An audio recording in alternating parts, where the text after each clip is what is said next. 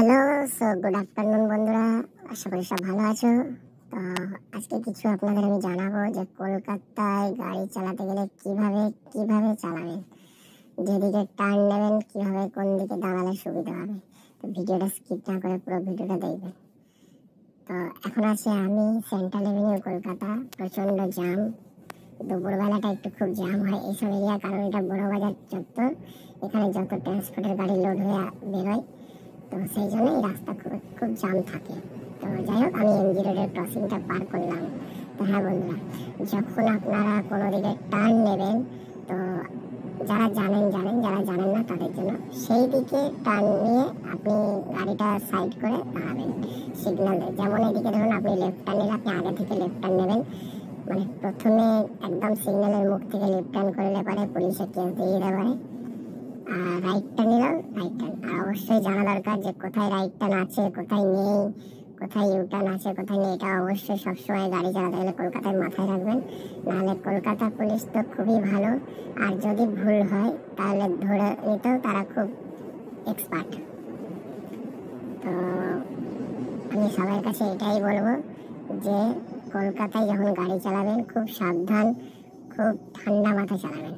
আর একটা কথা, যদি কেউ ভুল করে মনে করেন আমি ডান দিকে যেতাম, আমি কি করব, মানে ভুলে গেছি, তো ঘাবড়াবেন না। আপনি সিগন্যালটা ক্রস করে চলে যান, চলে গিয়ে নিশ্চয়ই আবার পরের সিগন্যাল থেকে আপনি ইউ টার্ন বা রাইট টার্ন নিয়েও আপনি ইউ টার্ন করে সেখান থেকে এসে আবার আপনার গন্তব্যস্থলে এসে বাঁ দিকে আপনি লেফট টার্ন নেবেন। ঠিক আছে? যেমন এই যে সিগন্যালটা আসছে, খুব গুরুত্বপূর্ণ একটা সিগন্যাল। এটা হচ্ছে গিরিশ পার্ক মোড়। ঠিক আছে? ডান দিকে বিবেকানন্দ রোড, বাঁ দিকে গণেশ টকিজ, সোজা গেলে শ্যামবাজার, পেছনে ধর্মতলা।